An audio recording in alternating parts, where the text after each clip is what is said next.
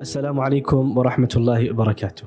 The greatest example that we have ever seen in our life, the greatest one we want to follow, the role model, the one we love more than ourselves.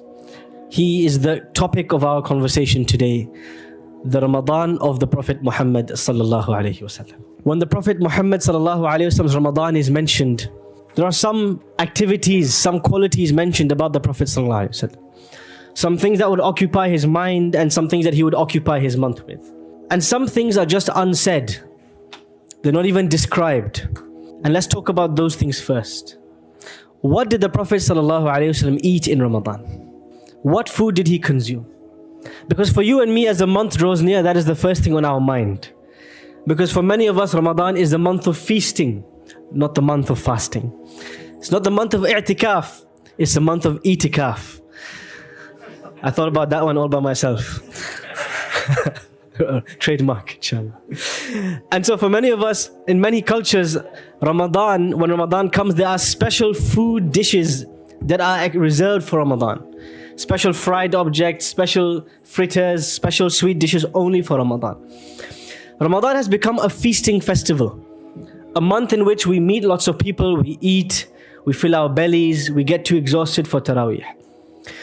The Prophet ﷺ, his norm when it came to eating was that nothing would be cooked in his house for months on end. 3 months, 4 months, 5 months might go by and the fire, the stove in the house of the Prophet ﷺ would never be lit.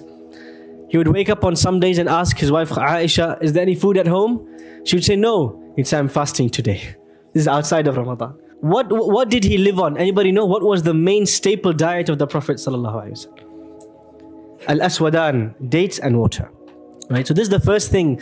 Ramadan of the Prophet ﷺ, food and feasting was not a part of it, but it is a part of our Ramadan. So there's a challenge I give all of you, especially the fathers and especially the heads of the household. It's called the 1 meal challenge. Every day in Ramadan for iftar, try not to have more than 1 meal prepared. One dish, 1 rice dish, 1 curry, 1 whatever dish, pasta, whatever, 1 dish. Because what happens when you have 16 dishes on the table?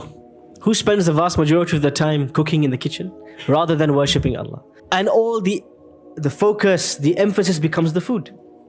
When we learn about the Prophet's Ramadan, food's not even mentioned there. What did he eat? Where did he eat? Because it was not even a point of concern for him. But for us, it's the first point of concern. That's the first thing. Stop doing i'tikaf and do i'tikaf. Yes? And stop feasting and start fasting.